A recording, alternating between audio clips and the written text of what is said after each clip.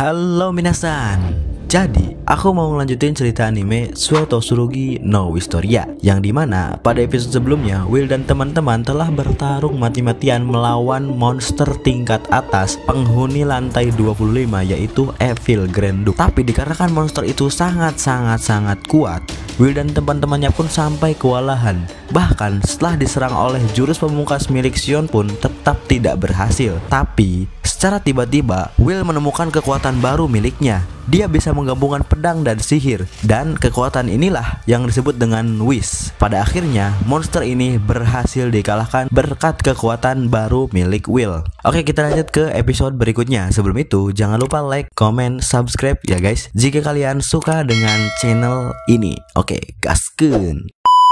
Nah, setelah Granduk dikalahkan, kini pedang Will berubah lagi seperti sedia kala. Tentunya kebahagiaan mereka pecah setelah berhasil mengalahkan Evil Granduk. Tapi kebahagiaan itu hanya sesaat. Tak lama kemudian muncullah gerombolan Evil Sentinel, yang mungkin penyebabnya adalah teriakan Evil Granduk sebelum mati tadi. Kemudian di sini scene berpindah ke Warner Sensei dan Edward Sensei yang tengah terburu-buru OTW ke tempat Will dan teman-temannya berada. Setelah itu scene kembali lagi ke tempat Will dan teman-temannya berada. Di sini terlihat Julius yang hendak diserang oleh Evil Sentinel. Namun apalah daya, Julius dan teman-temannya termasuk Will sudah kehabisan tenaga untuk melawannya. Tapi secara mengejutkan jatuh sebuah tongkat sihir lalu menghancurkan semua Evil Sentinel yang ada. Hal itu membuat Will dan teman-temannya kaget. Tak lama kemudian tibalah Warner Sensei dan Edward ke tempat Will dan teman-teman berada. Bersamaan dengan itu datanglah Mastelius Holdking, sang raja dari Magia Vendor, dan juga para penyihir terkuat lainnya yang sehabis pulang dari ekspedisi dungeon lantai bawah. Kemudian Mastelius berterima kasih kepada mereka karena telah berhasil bertahan sampai sejauh ini. Sorakan Julius dan yang lainnya bergema di seluruh dungeon. Semua tampak sangat bahagia. Semuanya memberikan rasa hormat kepada Mastelius yang dijuluki sang raja cahaya ini. Tapi di sini mata Will tertuju kepada seorang yang berjubah, bertubuh kecil dan membawa sebuah tas besar, dan seorang itu pun mendekati Will karena dia tertarik kepada Will, pengguna pedang yang masih hidup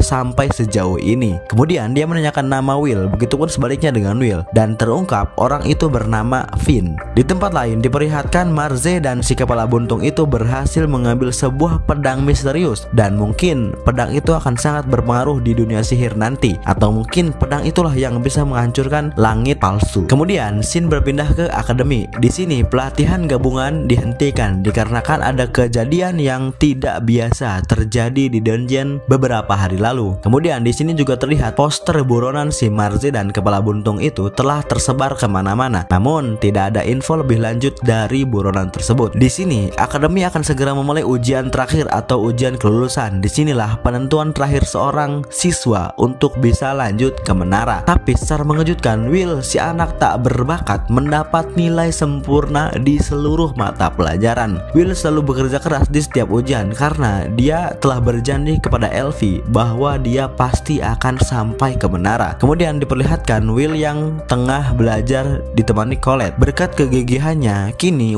Will yang tadinya mempunyai 5.817 kredit berhasil mengumpulkan kredit menjadi 7.199. Tersisa 1 kredit lagi agar bisa mencapai menara. Colette dan Rusty mewanti-wanti Will agar tidak belajar terlalu keras, mengingat fisiknya yang masih belum prima akibat pertempuran di dungeon beberapa hari lalu. Namun Will mengabaikan hal itu. Will malah membahas pria bertubuh kecil yang ia temui di dungeon. Lalu Rusty menjawab bahwa dia berasal dari klan Finn. Mereka adalah ras orang bertubuh pendek yang tidak bisa menggunakan sihir, tapi punya wawasan turun-temurun tentang dungeon. Sejak era Ratu Sihir, mereka sudah dikontrak oleh menara untuk membantu eksplorasi sebagai pemandu. Konon katanya mustahil lanjut ke lantai lebih dalam tanpa bantuan mereka. Kemudian scene berpindah ke si Finn yang sedang menemui kepala sekolah akademi, yaitu Cauldron. Mereka membahas sebuah pedang yang sama yang dibawa oleh Marze dan kepala buntung waktu itu. Pedang itu bernama Meg Killer. Finn berkata Meg Killer ini bukan sesuatu yang muncul di dungeon secara alami. Kemungkinan besar orang-orang ada yang melakukan eksperimen di bawah sana, karena pedang ini terbuat dari menggabungkan berbagai material termasuk dari lantai lebih dalam di dungeon. Lalu Finn menyuruh agar agar lebih berhati-hati karena ada beberapa sosok yang berniat buruk di balik semua ini. Lalu di sini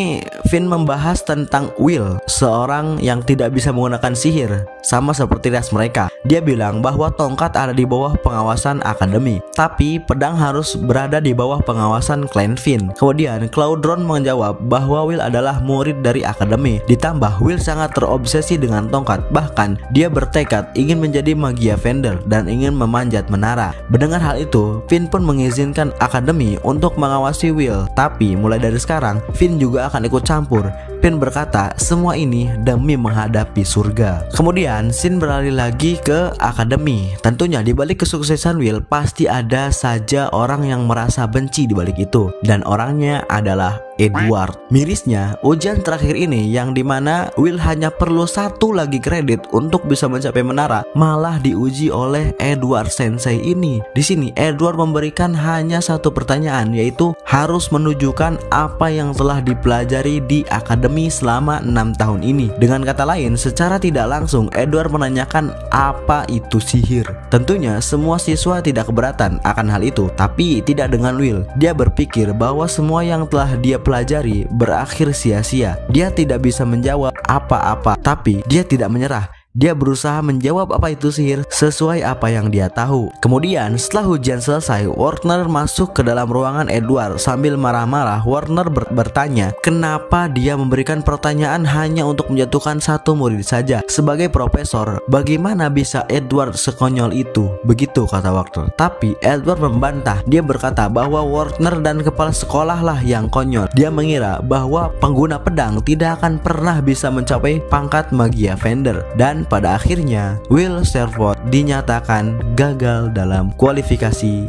ujian terakhir. Kemudian di sini Will memilih menjauh dari akademi, duduk di tengah keheningan merenungkan apa yang sebenarnya terjadi. Tak lama kemudian datang Rusty, teman sekamar Will, yang mencoba menenangkan perasaan Will. Will bercerita bahwa Edward Sensei lah yang terburuk. Tidak mungkin orang tak berbakat seperti Will bisa menjawab pertanyaan macam itu. Ini sungguh tidak adil, begitu kata Will. Kemudian Rusty mencoba menenangkan Will bahwa apapun yang terjadi, Rusty akan selalu ada di samping Will. Di akademi, Colette dan teman-temannya sibuk mencari di mana keberadaan Will. Namun Julius berkata wajar saja jika si tidak berbakat itu pergi dari akademi. Setelah apa yang terjadi, ia berkata biarkan saja orang tak berbakat itu pergi sendirian. Namun Wignall tidak terima dengan apa yang dikatakan oleh Julius. Bagi Wignall, Will telah menjadi seseorang yang berharga di hidupnya. Kemudian Julius kembali membantah bahwa sehebat apapun dia dalam dungeon, pedang tidak akan diperlukan di dunia sihir ini. Mendengar hal ini, Sion pun memberikan tatapan tajam kepada Julius. Julius heran mengapa Sion bersikap seperti itu kepadanya, padahal Sion juga menganggap Will sebagai musuhnya. Sion menjawab, itu memang benar, tapi Sion ingin mengalahkan Will dengan tangannya sendiri. Dengan kata lain, Sion ingin Will kembali hanya untuk menjadi rival dari Sion. Tak lama kemudian, Warner datang mencairkan suasana. Ia menyuruh Colette dan teman-temannya pergi ke acara Terminaria, yang dimana ini adalah acara akhir tahun beserta penguatan kembali sihir yang menyegel langit palsu agar perdamaian terus berlanjut sampai seterusnya. Orang-orang pergi ke sana dengan wajah penuh riang dan gembira. Kemudian di acara festival terlihat seorang wanita menaiki sapu terbang. Dia adalah Krailwi. Dia akan menjadi announcer atau pemandu pada acara festival malam ini. Orang-orang tampak bahagia dengan kedatangan Krailwi, yang mana dia juga salah satu high mag elite di menara. Kemudian Krailwi mulai bercerita bahwa malam ini adalah Terminaria, yang berarti Great Barrier yang melindungi langit akan dibuat kembali. Dia mulai bercerita bahwa dahulu kala umat manusia tidak punya pengetahuan tentang langit dan dunia ini diselimuti dengan kegelapan. Dengan Heavenly Invader menyebabkan kekacauan di penjuru negeri. Banyak nyawa yang melayang. Dan tepat saat putus asa telah menenggelamkan semuanya, di bawah komando nenek moyang sang ratu sihir Mercedes, kelima penyihir agung menyegel langit mengusir para penjajah. Dan sampailah pada hari ini Great Barrier masih menjadi pelindung dari para penjajah. Pidato Krailwi membuat semua warga merasa bangga sekaligus senang. Sorak-sorai warga terdengar di mana-mana menandakan bahwa bumi telah aman dari penjajah. Kemudian di sisi lain, para penjaga tengah mengintai mengawasi apakah apakah ada orang mencurigakan yang menyusup ke dalam keramaian. Dirasa sudah aman, saatnya acara perafalan dimulai. Kini Magia Vendor mulai menaiki panggungnya. Sorak-sorak warga tak terlepaskan kala itu. Kemudian Krelwi tiba-tiba bilang bahwa di luar sana pasti ada yang sedang merasa putus asa. Krelwi bilang bahwa semuanya harus mengangkat kepala, ikut memeriahkan acara ini. Mendengar hal itu dari kejauhan, Will yang tengah menunduk pun mengangkat kepalanya. Teringat akan kata-kata itu, ia mengira bahwa itu dari Elfie. Kemudian Krelwi melanjutkan pidatonya bahwa kejahatan masih menjadi ancaman. Lalu jika surga ini masih berada dalam ancaman, tidak peduli betapa bimbangnya kita harus mempertahankan langit dan mengusir kejahatan tersebut. Kemudian Crowley meminta agar semua orang mengangkat tongkat sihirnya. Hitung mundur pun dimulai. 5, 4, 3, 2, 1. Para pemagia Vendor mengucapkan mantranya, lalu selamat tahun baru. Semua orang merasa bahagia, namun tiba-tiba ada tulisan aneh mengucapkan selamat tahun baru. Bersamaan dengan itu muncul juga lingkaran sihir yang tak diketahui dari mana asalnya, membuat para penjaga merasa panik dan segera mencari sumber sihir tersebut. Tiba-tiba tak lama kemudian muncullah beberapa monster berukuran besar dari lingkaran sihir itu, dan di sini terlihat Marze dengan si kepala buntung itu siap meluluh lantahkan negeri ini. Dia berkata bahwa pesta hari ini akan dimulai. Bersambung.